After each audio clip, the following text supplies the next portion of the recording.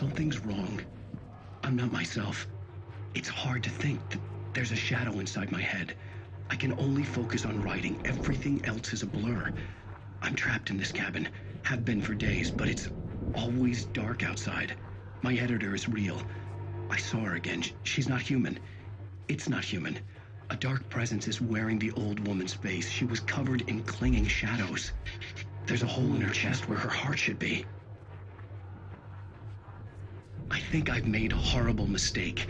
I don't think I'm any closer to saving Alice. It's been lying to me, using me to get the story it wants, and the story will come true.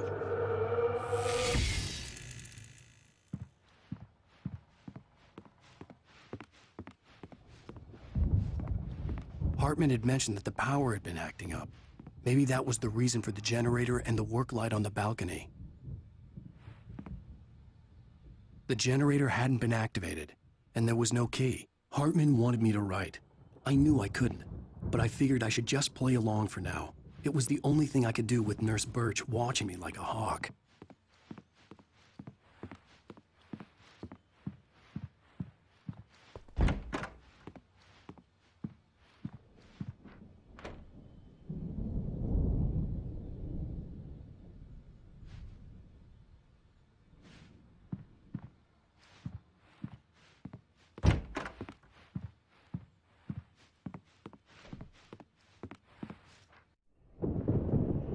The white glare of the blank page in front of me hurt my eyes. My hands began to shake uncontrollably. Everybody, calm down. Put that down. Bert, I need help. Hey, Wake, you stay here. I'm gonna go see what's up. You just keep doing what you're doing. Be cool, okay?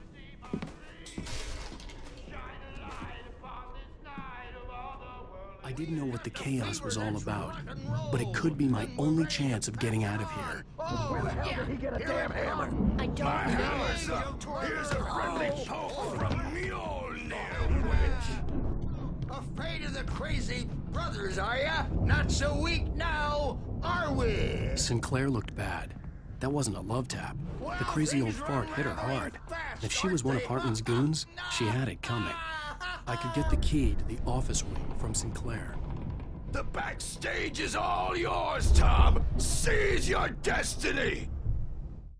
Hartman kept talking, giving Barry the grand tour, clearly proud of the place. He went on and on about his hunting trophies, and Barry was impressed. But he was here on business. He raised his voice, cut through the monologue. Hey, Hartman, where's Al? Hartman stopped in mid-sentence, annoyed at the interruption. He nodded at the hulking orderly standing nearby.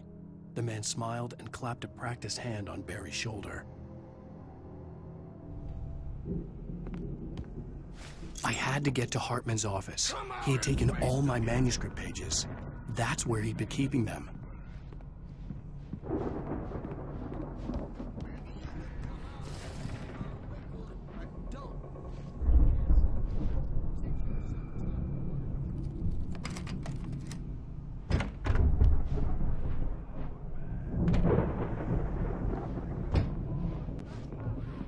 The markings on the tape said they were recordings Hartman had made of the sessions with his patients.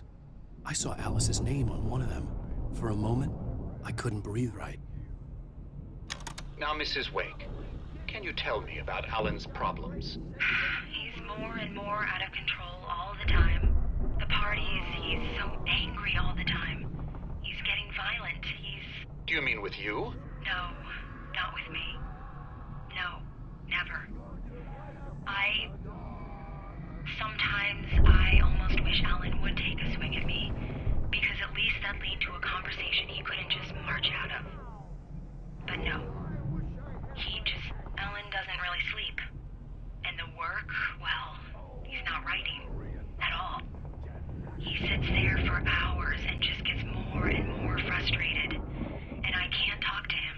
Yes. Tell me, Mrs. Wake. What would you say to him if he'd listen? I don't know. I want to say, I look at you, and it's not you. Just some stranger who resembles you. Looking out from behind your eyes, and I don't like that guy much. And now it's all gonna go to hell. But You don't ever say this. No. I've tried, but he's not listening.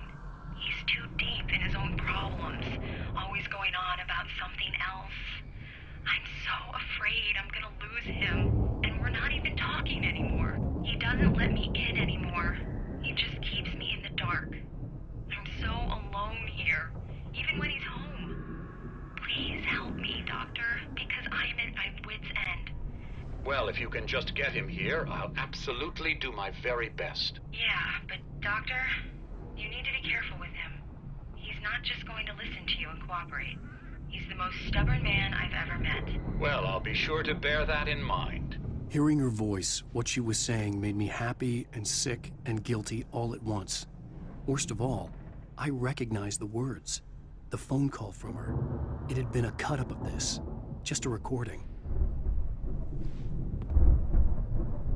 Rudolph Lane's case is interesting.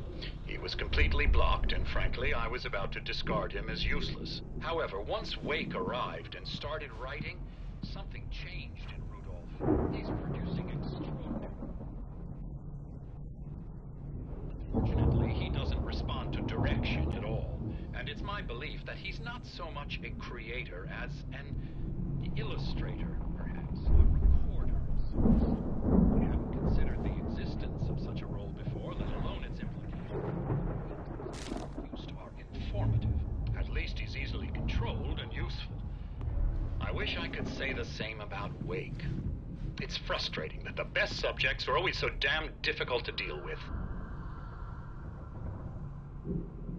I'm buying that. I was tailing Wheeler, and this is the only place he could have gone. That means Wake is probably there too! Agent Nightingale, this is private property, and I will not allow you to disturb my patients. Yeah?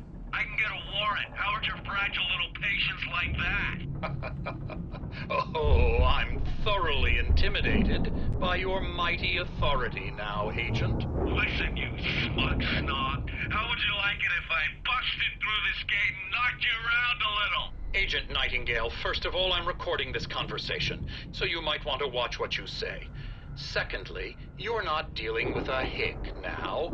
I know the law, and if you can get a judge to grant a warrant, I'll be glad to cooperate. But you won't get one. Be advised that any further communications with me are to be made through my lawyer. I don't believe this. Good day, Agent. Yeah.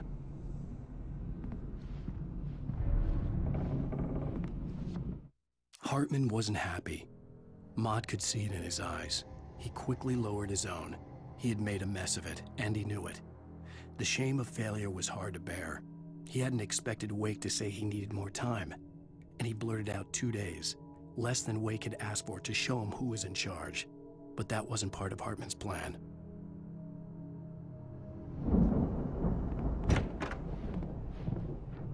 The photo on the wall caught my attention. In it, the clinic staff was standing outside the lodge. I knew the man next to Hartman. He was the kidnapper. Hartman had been playing me all along.